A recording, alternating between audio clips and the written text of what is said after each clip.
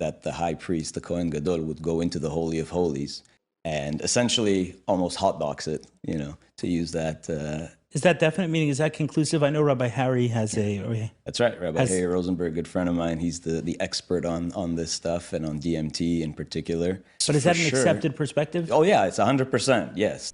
The Kohen Gadol is getting high, is taking hallucinogens when it's a Torah prohibition to such an extent that if the Kohen Gadol ever had a foreign thought, he would die on the spot in the Kodesh Kodeshim. And you're telling me that he's using the Torah to get high? This is a person that wants to create a new Torah. U'oved alechem. He's fooling you. Do you understand? The Torah never speaks of an eternal Gehinnom because it doesn't exist. It doesn't exist. So there's nothing you can do to merit eternal damnation. It makes no sense. Oh, I was waiting for this, of course. What are some of the examples that Efraim Palvanov said heresy? Okay. I'm not going to go with every single thing like we did with the other Reshaim because I said it in the beginning, I don't have the time nor the patience. But if you look at the comments on the video that I've made, over there, people, some of them agreed, some of them were, going against me as if I have some personal interest or benefit in exposing wicked people. Aside from a headache, there's nothing good that you get out of it. Literally. It's a big nightmare, but you do it because you want to help people that don't understand that they're in trouble. Don't understand that they're listening to heresy. Don't understand that they are going against HaShem. So that's why we do it. And as far as Lashon Hara is concerned, if you look at the Ilchot Lashon Hara of the Chafetz Chaim, chapter 8, section 5, also section 4, several of them, talks about when it comes to heresy, it's a mitzvah to expose heretics. There's no din of Lashon Hara whatsoever. Furthermore, we have been following this heretic for a couple of years already. This is not something we discovered a week ago. We stayed quiet about it for a long time because I don't just make a video about every heretic that comes to my attention. It goes through a process, research, confirmation, sometimes contact, sometimes other types of investigations, and ultimately I always have to get the approval of our Av Bedin, or Rav Efraim Kachlon, that not only can I expose this person, but I have to, meaning it's an obligation for the sake of helping people. So with this particular guy, it was going on already for a couple of years. Now, as I said, every one of his lectures is full of heresy, but if you're not well versed in Torah, you will not know it because he makes everything look legit by putting sources on the screen, just like Rav Aaron Feldman, Shichyeh, said in his video against Efraim Palvanov. He did a research of his own, he reviewed a bunch of videos, he reviewed a bunch of audios, he reviewed a bunch of different things on his own, and he came to the conclusion, and he even gave more details than I did, that Efraim Palvanov is a heretic. He's Megaleh Panim B'Torah. Megaleh Panim B'Torah, by the way, is worse than just a simple heretic. People said, oh no, but he didn't call him a heretic. Yeah, he said Megaleh Panim B'Torah. Megaleh Panim B'Torah is the worst type of heretic. So he's just a Megaleh Panim B'Torah Shleik Halacha. He's just a Megaleh Panim B'Torah Shleik Halacha. He just uses the sources of the Torah to conclude things which are not Al Pi Halacha. It's the heretic that loses his Olam Haba. It's a heretic that, at the time of Moshe Rabbeinu, would get death penalty. It's the worst of the worst. So, the Gadol Ador in America and around the world. He's the head of the, there's an organization that's for the Torah sages. He's the head. He's the chief. Rav Aaron Feldman. If you don't know who he is, then, I don't know, get out of the rock that you're living in. He is the authority, especially outside of Israel. Anywhere outside of Israel, you ask Torah community, do they know who Rav Aaron Feldman is? Anyone that knows anything about Torah knows who he is. He's the head, he's the chief. He literally, miraculously, made a video about this. And, because it came to his attention, and obviously he understood that this needs to be publicized. And he calls Efraim Palvanov a worst type of heretic. And he gave examples that you could see and you could watch, that Efraim Palvanov says. If, some people tell me, I watch all of his lectures, but I don't remember him ever saying this stuff.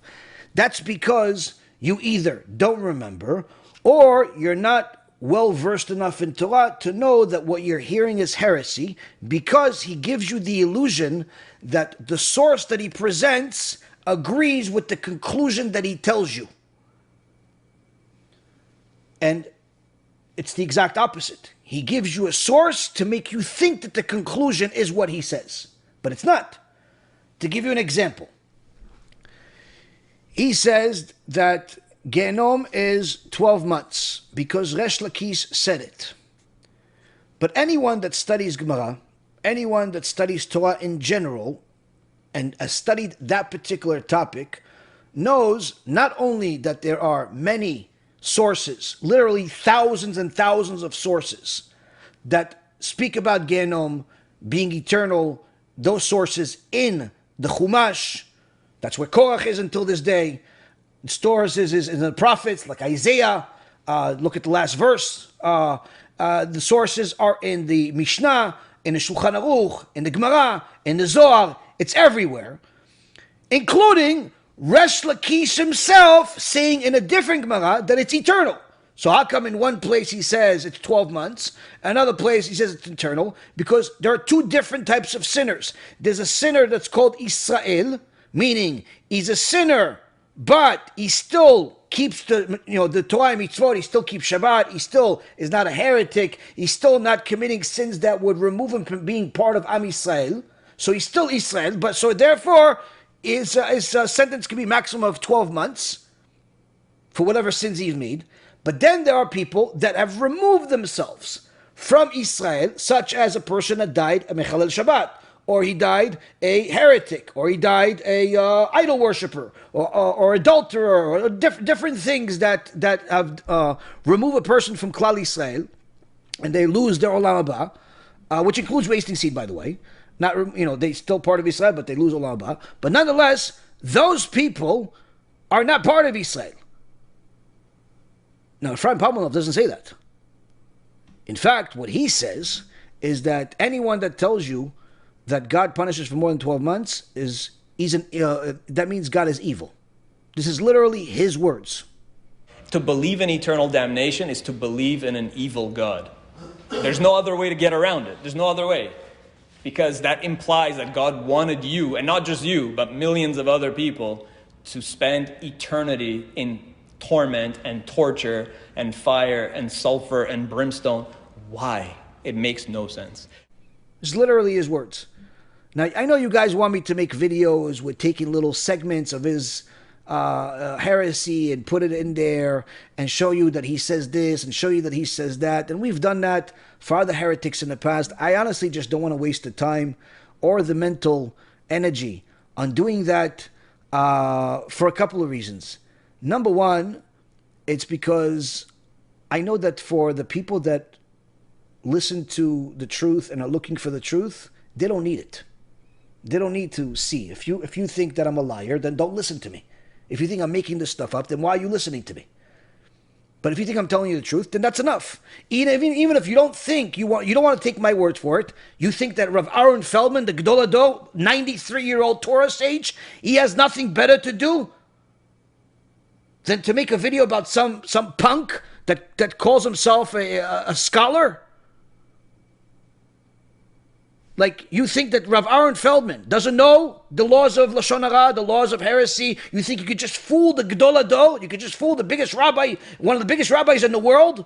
You could just fool him? People really don't understand what a Torah scholar is. You don't understand that his mind, at his age, is sharper than anybody else you meet or have ever met or ever will meet. at this age, sharper. His body may be frail and old, but his mind is sharper than the most sharp thing that you can imagine. Baruch Hashem, I've had the privilege of speaking to him, and I can assure you, you don't understand what a Torah scholar is until you speak to them. And in this particular case, Rav Yaron Feldman concluded this guy's a heretic of the worst kind. So even if you don't want to believe me, he said it. Rav Yaron Feldman said it. That's more than enough. I could say it 1,000 times, and it's not equal to one time that Rav Yaron Feldman concluded it. He is the Bed Din. He is the authority. He is the Torah sage. He said it. Now, so for those of you that are normal, this would be sufficient. For those that are simply glued to heresy and do not want to see the truth, that even if I provide you the clips, it won't be enough for you.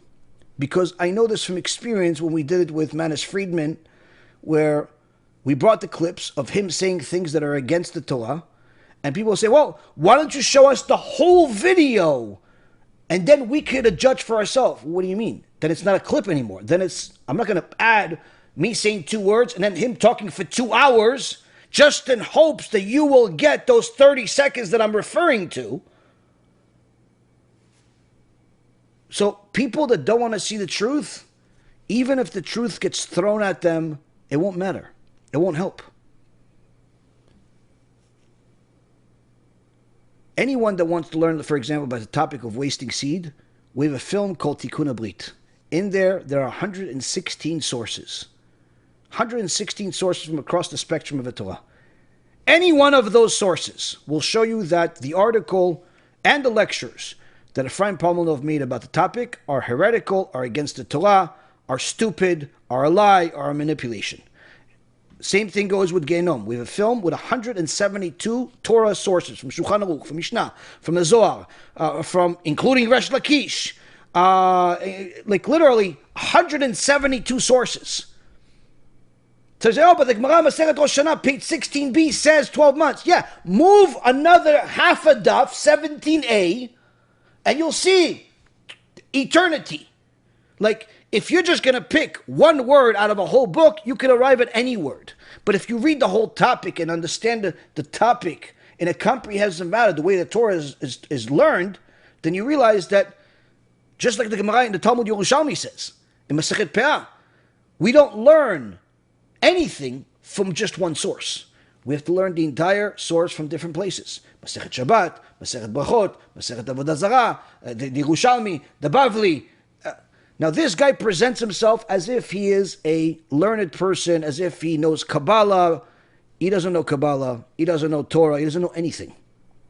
But for the majority of people that are ignorant of what Torah really is, that are watching him, it sounds like he's a very, very knowledgeable person until you see what he says and compare it to the real sources, compare it to the real conclusions. I'll give you another example. In one of his recent videos, he has the audacity to say that Avraham Avinu failed, or may have failed, but I think he said he failed his test with Akeidah Yitzchak. If I tell Avram to sacrifice his child, will he realize that that's wrong and say, no, I'm not going to do it? And so he failed in that regard, because he should have said, no, this is not right. This is immoral. That was the nature of the test. He should have said no. And that's the proper way to interpret the Akeidah, and I'll tell you why. And again, a lot of people, when I said it last time, a lot of people got upset and said, you're crazy, what are you talking about? I'll tell you why we have to interpret it this way. Now, what sage has ever said that? I'll give you the answer. No one. No sage has ever said that. Why would no sage ever agree with Efraim Palvanov's conclusion that Avraham Avinu failed? Because the Mishnah in Masechet Avot, chapter 5, I believe it's Mishnah number 2 or 3, let's see.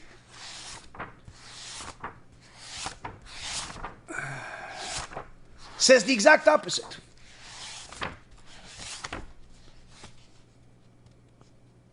עשרה ניסיונות נעשה אברהם אבינו ועמד. Our forefather Avraham was tested with 10 trials, and he withstood them all, to show the degree of our forefather Avraham's love for God. So the Mishnah, this is the authority of authorities, concludes Avraham passed his test. Now, if that's not enough for someone that has a heart of stone, go to Avot Rabbi Natan. Avot Rabbi Natan, also, you will find the same thing, but even more elaborate version.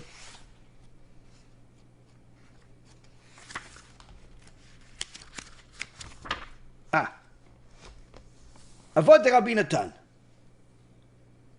chapter 33, Bereta number 2. Our forefather Avraham was tested with 10 trials before the Holy One, blessed is he.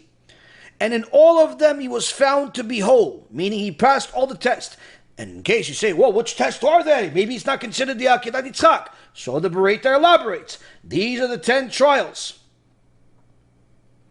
2 are associated with God's instruction to him. Go for yourself from your land to the land that I will show you, this Pashat Lech Lecha. 2 with his sons.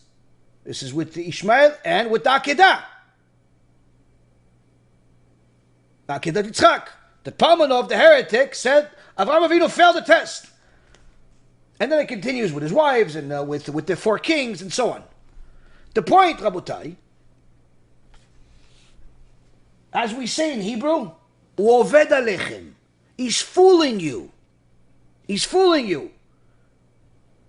In so many words, he shows you, here, this is the source. And he tells you this is what it means. It's black. No, but it says white. No, don't believe what you're seeing. It's black. He tells you a source, but he gives you the wrong conclusion. He gives you his own conclusion. If he gives you the conclusion that the sages have concluded, no problem, but he doesn't. Furthermore, the guy does not believe that the oral Torah is authoritative. He doesn't believe in the following the Shulchan Aruch. He thinks the Mishnah Berurah is a different religion. He hates Torah scholars and the Haredi world. In fact, something came to my attention in the last 24 hours. This young woman, I believe, if I remember correctly, her name is Jules. She took him to school. Jewel took Efraim Palvanov to school. She got a hold of one of his videos that he's in a podcast with some drug dealer guy, where he is saying, Palvanov is saying, that the Ktoret, that the Kohen Gado, the holiest man of Am Yisrael, was used to get high. Because his scientific background tells him that each one of these chemicals that are used is something as a hallucinogen. Now, first of all, I can tell you, his background is complete nonsense. He's not a scientist. Maybe he can write the word scientist. And if you look at the ingredients there, first of all, as Rabbi Harry points out, the coals were atzei shittim. And atzei shittim are actually, acacia wood has a very high amount of DMT in it. So there's definitely something to it. Right? This ketoret did for sure have psychoactive properties. Is that definite? Meaning, is that conclusive? I know Rabbi Harry has That's right. Rabbi Harry Rosenberg, good friend of mine. He's the expert on this stuff and on DMT in particular.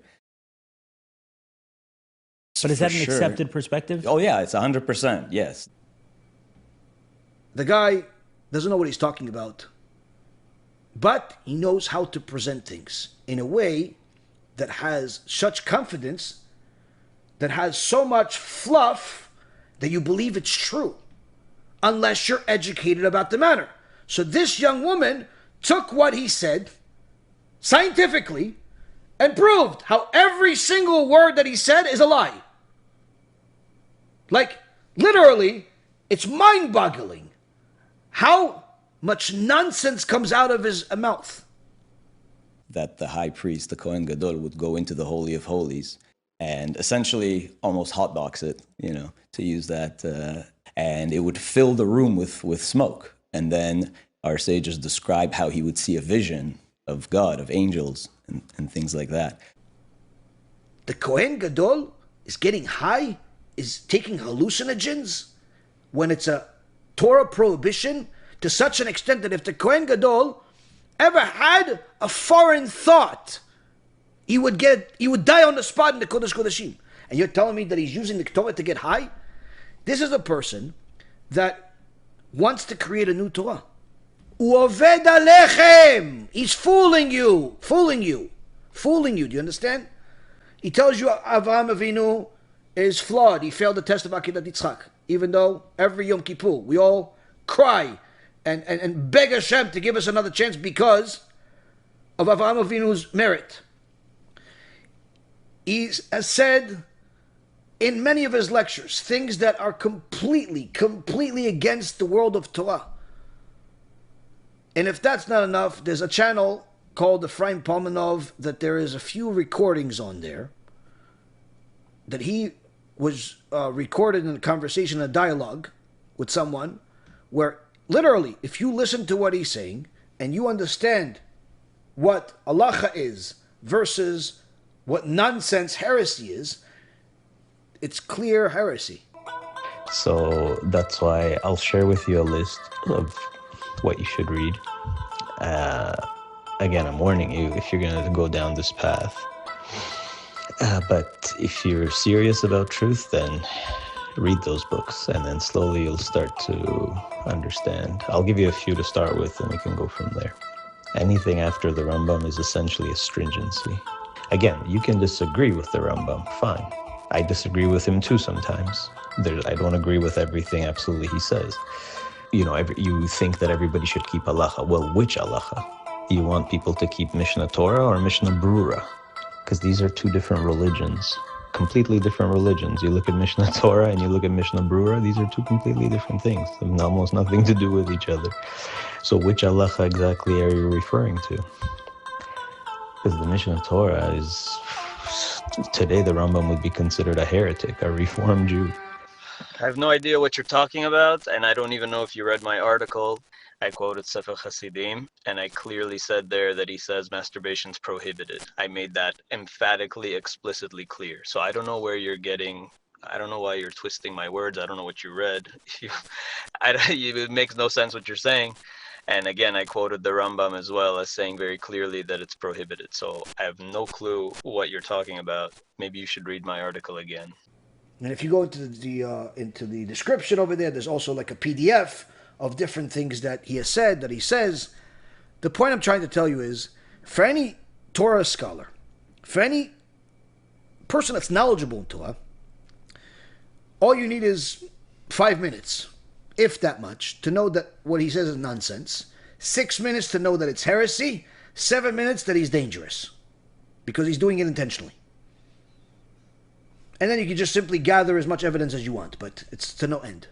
But to a person that either is too ignorant or doesn't want this dream to be false, doesn't want their idol to be really a villain, nothing that anyone will ever say will be enough.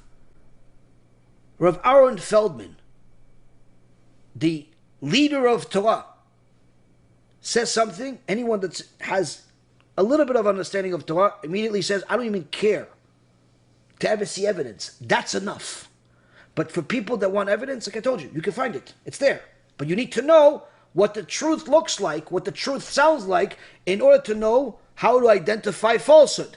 That's why, for example, in the U.S. monetary system, when they train people to work to identify fake money, what do they teach them? They don't teach them a different type of fake money. They teach them what the true money looks like, what real money looks like. So you become so familiar with the truth that it's easy for you to find anything that steers from the truth. If you don't know what the truth looks like, if you don't know what the truth sounds like, then whatever Efraim Palvanov or any other heretic will say will sound like the truth, if it's said in a way that's appealing to you. So I already knew he's a heretic over 2 years ago. I didn't need 2 years to publicize it. I needed permission. Took 2 years to get permission. Not because it wasn't clear 2 years ago, but rather because it wasn't necessary. until now. But even now, I'm not being told to make a million videos about it, and quite frankly, I wasn't even planning on talking about it now. But since people are not getting it, they're not understanding it, this is not there is no benefit. I don't even understand when people say, oh, you're doing it because you want views. What views? What do I care about views? I don't understand. Oh, you want I don't know. What benefit can you possibly have out of exposing bad people? I don't understand how there's ever anybody thinks there's a benefit out of it. It's literally a headache of all headaches. Look at the comments. All of his victims are cursing me and thinking that I'm like the biggest villain in the world. What benefit is there? What benefit is there?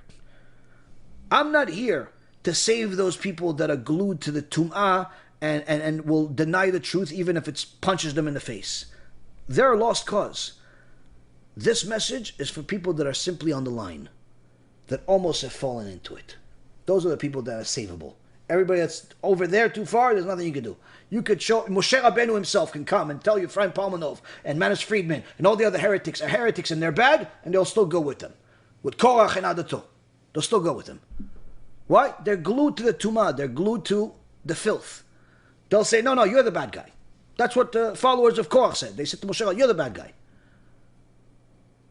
But the problem is, Rabotai, anyone that understands Torah understands very quickly that this is bad. You don't want to listen. Suit yourself.